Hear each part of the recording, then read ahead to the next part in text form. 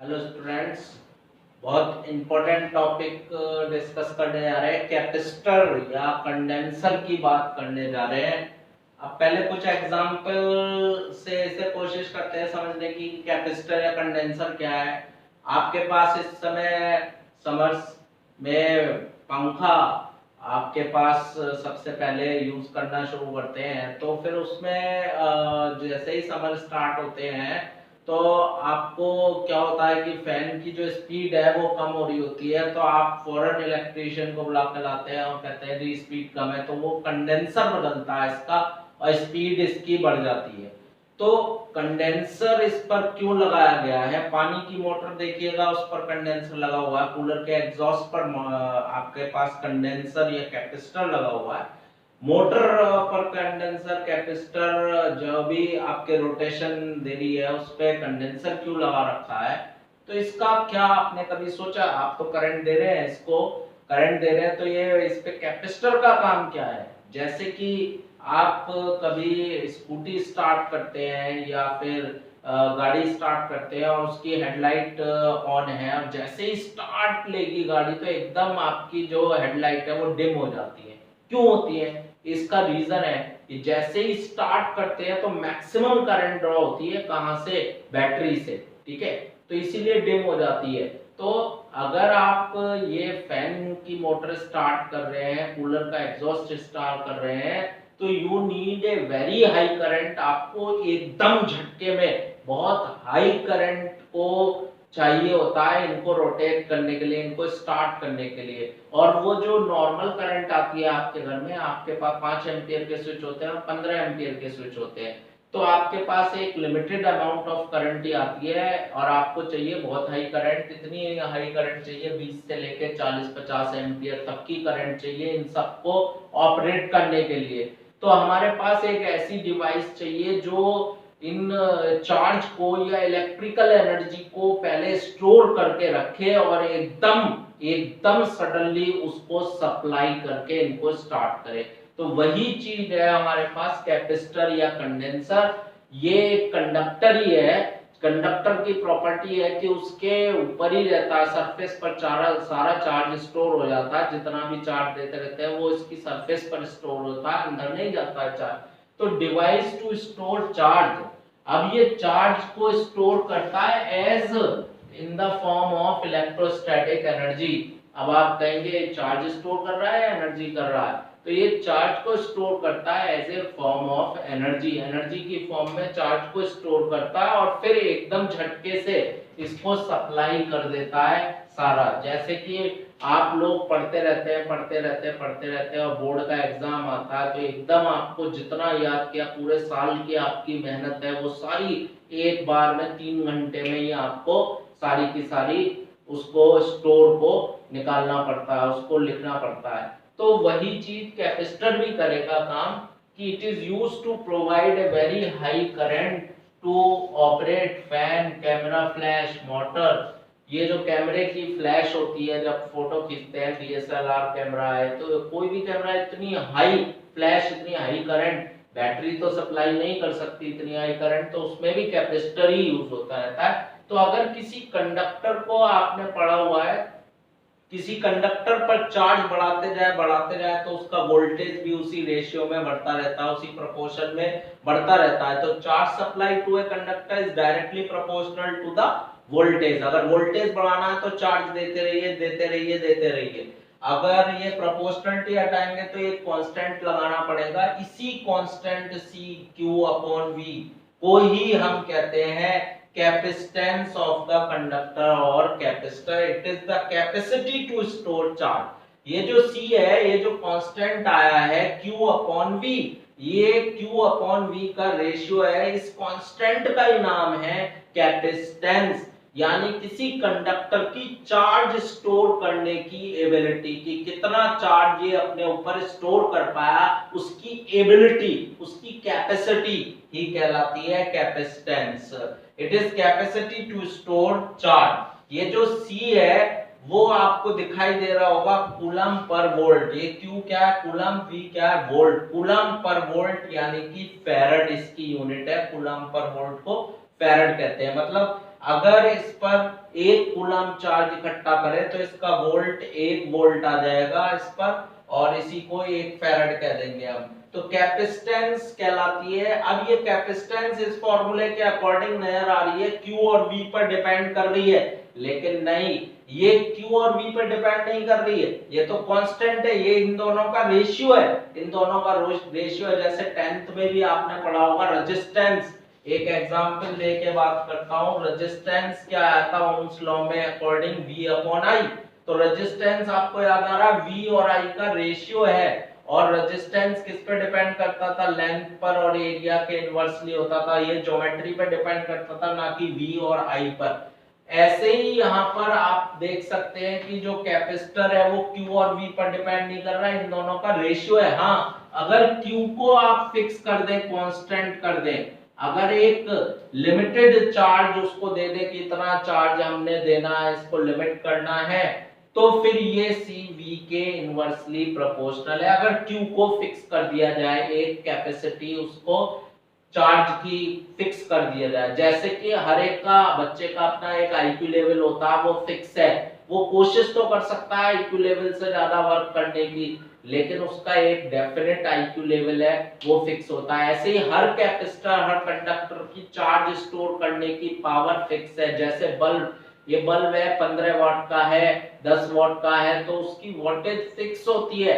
Voltage और current, जितनी current P = V × I, V is inversely to I, जितना voltage ज्यादा होगा करंट उसमें उतनी कम, और जितनी करंट ज्यादा होगी तो वोल्टेज कम, पावर फिक्स रहेगी। ऐसे कैपेसिटर का कैपेसिटेंस फिक्स होता है, ये फिक्स होता है, किसी भी कैपेसिटर की कैपेसिटी फिक्स होगी, उस पर लिखी रहती है इतना फैराड, इतने माइक्रोफैराड, इतने माइक्रोफैराड, इतने मिलीफैराड। लेकिन ये Q और V पे डिपेंड नहीं कर रही, लेकिन Q को अगर कांस्टेंट कर दोगे तो ये V के इनवर्सली हो जाएगी।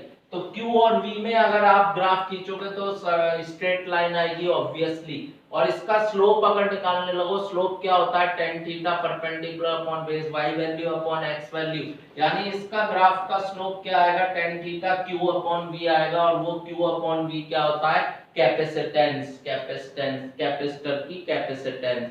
तो QV ग्राफ का स्लोप स्ट्रेट लाइन आएगा, इसका जो ग्राफ आएगा स्ट्रेट लाइन आएगा, उसका स्लोप क्या बताया करेगा, कैपेसिटेंस बताएगा। अब कुछ इंपॉर्टेंट बात कर लेते हैं, जैसे कि मैं पहले ये बताने की कोशिश कर रहा हूं, ये कैपेसिटेंस है, ये इंडिपेंडेंट है Q और V, जैसे कि अभी डिस्कस किया। तो ये किन बातों पे डिपेंड करेगा, ये डिपेंड करेगा डायमेंशन ऑफ द कैपेसिटर, जो कैपेसिटर बना रहे हो उसकी डायमेंशन, उसकी साइज क्या है, शेप क्या है, उस पर डिपेंड करेगा। और साथ में ये डिपेंड करेगा मीडियम, किस तरह का मीडियम रखना चाहते हैं उस कैपेसिटर में, आप ये डिस्कस करेंगे। फिलहाल ये मैं बताना चाहता हूं, अगर कैपेसिटेंस 1 फैराड है, अगर कैपेसिटेंस की वैल्यू 1 फैराड है, यानी कि 1 कूलम पर वोल्ट, या 20 फैराड है तो 20 कूलम पर वोल्ट, इन दोनों में से किसकी कैपेसिटेंस अच्छी है। देखिए इसकी कैपेसिटेंस 1 फैराड है, कितनी लो कैपेसिटेंस है, मतलब इसका 1 कूलम वोल्ट, 1 कूलम चार्ज देने पे, इस कैपेसिटर का काम क्या है, कंडक्टर का काम क्या है, चार्ज को स्टोर करना। अगर सिर्फ 1 कूलम चार्ज स्टोर करता तो इसका वोल्टेज 1 वोल्ट बढ़ जाता है, और अगर 20 फैराड का कैपेसिटर है तो इसका वोल्टेज 1 वोल्ट कब बढ़ेगा, जब ये 20 कूलम चार्ज इकट्ठा कर लेगा। तो हमारा काम क्या है कैपेसिटर का, कि चार्ज स्टोर करे। तो कौन ज्यादा अच्छा कैपेसिटर है, ऑब्वियस है 20 फैराड है, क्योंकि इसे 20 कूलम चार्ज देने पर इसका वोल्टेज 1 वोल्ट बढ़ेगा। जैसे कि वही IQ लेवल, एक बच्चा बहुत ज्यादा स्टडी कर सकता है, एक दिन में वो 8 घंटे स्टडी कर रहा है, जबकि दूसरा बच्चा सिर्फ 2 घंटे ही कर पा रहा है, उतना ही कलेक्ट करने में, उतना ही याद करने में। ठीक है, तो किसकी कैपेसिटेंस ज्यादा हुई, अब आप देख सकते हैं उसी एग्जांपल से। अब ये कुछ फंडामेंटल बात बताने की कोशिश करता हूं। पोटेंशियल चैप्टर में हमने पढ़ा था what is potential at a point, it is the work done in bringing a unit positive charge from infinity to any point, work done per unit charge is potential। 1 coulomb charge को infinity से लाने के लिए जो work करना पड़ता है उस वर्क को पोटेंशियल कहते थे। यानी कि चार्ज को अगर लाओगे तो पोटेंशियल आपके पास क्रिएट हो जाएगा, पोटेंशियल वर्क करना पड़ेगा उसको। तो यहाँ पर ये एक कैपेसिटर या कंडक्टर है, इसमें चार्ज है ऑलरेडी, इसका वोल्टेज V है। जितना ज्यादा वोल्ट होगा उतना ही चार्ज को लाने में मेहनत करनी पड़ेगी, उतना ही ज्यादा वर्क करना पड़ेगा, और जितना कम वोल्ट होगा इसका उतना ही आसानी से आप चार्ज को लेके आके इस पर इकट्ठा कर सकते हो। तो हमारा पर्पस क्या रहेगा कैपेसिटर बनाने के लिए? हमारा पर्पस रहेगा कि वोल्टेज कंडक्टर का कम से कम हो।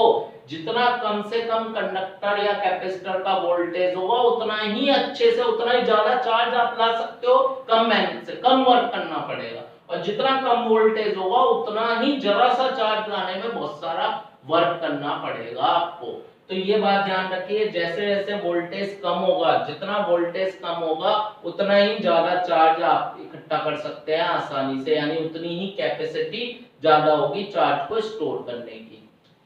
अब आप इसको समझ भी सकते हैं, इसका प्रिंसिपल ऑफ कैपेसिटर समझाने की कोशिश करते हैं कि हमारे पास ये जो प्रिंसिपल है कैपेसिटर बनाने का वो ये है कि व्हेन एन अनचार्ज कंडक्टर और lower voltage conductor is brought near a charged conductor, potential difference between them decreases and hence capacitance increases।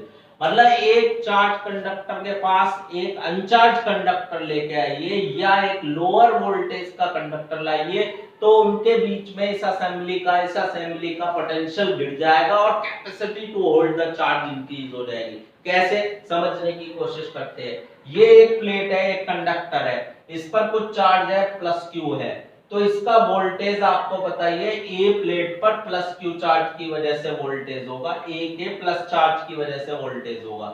अब इस ए प्लेट जिस पर प्लस क्यू चार्ज था, मैं एक और प्लेट ला रहा हूं, यानी एक और कंडक्टर ला रहा हूं, वो कैसा ला रहा हूं? अनचार्ज कंडक्टर ला रहा हूं, बी अनचार्ज। अब आपको पता होना चाहिए जैसे ही चार्ज के पास अनचार्ज लाएंगे, इंडक्शन फिनोमेना हमने पहले लेक्चर में ही पढ़ा था, प्रॉपर्टी है, बेसिक प्रॉपर्टीज में पढ़ा था, उसमें फिनोमेना पढ़े थे चार्जिंग। तो induction was one of the method of charging the conductor. तो ये अनचार्ज कंडक्टर है, जैसे ही चार्ज के पास लाएंगे इसके सामने वाली साइड पर अपोजिट चार्ज डेवलप हो जाएगा माइनस क्यू, और फार साइड पर सेम चार्ज डेवलप हो जाएगा प्लस क्यू। इसे कहते हैं इंडक्शन फिनोमेना। तो अब ध्यान से देखिए, इस पूरे असेंबली पर क्या वोल्टेज हो गया? ए के प्लस क्यू की वजह से, बी के माइनस क्यू की वजह से और बी का प्लस क्यू चार्ज की वजह से। तो टोटल वोल्टेज हो गया ये ए का प्लस, बी का माइनस और बी का प्लस। अब आप कहेंगे जितना प्लस है उतना ही माइनस है, तो ये तो पूरा जीरो हो जाएगा, तो ए का ही तो बचा वोल्टेज। गलत सोच रहे हैं आप। ये जो माइनस चार्ज है इसका इफेक्ट इस प्लस चार्ज से ज्यादा रहेगा। ये माइनस और प्लस कैंसिल नहीं होंगे क्योंकि माइनस की डिस्टेंस कम है और प्लस की डिस्टेंस बैक साइड पर है, तो इस माइनस का इफेक्ट ज्यादा आएगा बजाय इस प्लस के, क्योंकि V इज इक्वल्स टू, आपको फॉर्मूला पता होगा, 1/4 pi epsilon Q upon R, यानी V इनवर्सली टू R है। तो ये R कम है, इसके लिए R ज्यादा, डिस्टेंस ज्यादा हो जाएगी, तो इसका इफेक्ट ज्यादा आएगा। तो माइनस और प्लस कैंसिल नहीं होंगे, माइनस और प्लस का इफेक्ट जो मिलकर आएगा वो नेगेटिव होगा। माइनस और प्लस ये दोनों कैंसिल नहीं होंगे, इन दोनों का इफेक्ट माइनस आएगा, तो A प्लस में से कुछ माइनस हो गया, यानी V1 में A प्लस था और V2 में A प्लस में से कुछ माइनस, यानी कम हो गया वोल्टेज। तीसरे स्टेप में देखें, अगर ये वाली साइड मैंने अर्थिंग कर दी, आउटर प्लेट अर्थिंग कर दी बी की, तो ये प्लस चार्ज खत्म हो जाएगा, न्यूट्रलाइज हो जाएगा क्योंकि अर्थिंग कर दी आपने। तो अब इस केस में क्या वोल्टेज रह गया? ए का प्लस और बी का माइनस, यानी कि जो कुछ प्लस भी हो रहा था वो भी खत्म हो गया, तो और डिक्रीज हो गया वोल्टेज। तो V3 V2 से कम है और V2 V1 से कम है। तो अभी बताया था C क्या होता है, अगर चार्ज को फिक्स कर ले कांस्टेंट तो C V के इनवर्सली होता है। तो अनचार्ज कंडक्टर लाते लाते और फिर इसको अर्थिंग करते करते मैंने क्या करा, इस केस में वोल्टेज ज्यादा था, इसमें और कम हुआ, इसमें और कम हुआ, तो V3 कम है V2 से, V2 कम है V1 से, तो कैपेसिटेंस किसकी ज्यादा हुई? होल्ड करने की चार्ज, उतना ही क्यू चार्ज जिसे रखना था अपने पास, क्यू चार्ज इसको रखना है, क्यू चार्ज इसको रखना है। तो सबसे अच्छी कैपेसिटी जो होगी चार्ज को पकड़ के रखने की ताकत, वो थर्ड वाले केस में होगी, क्योंकि इसका वोल्टेज सबसे कम है, इसमें आसानी से चार्ज स्टोर हो जाएगा।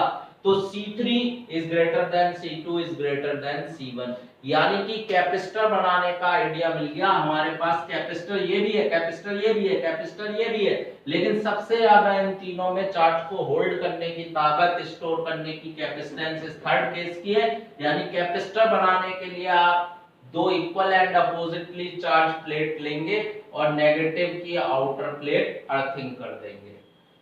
नेक्स्ट लेक्चर में आगे बात करेंगे।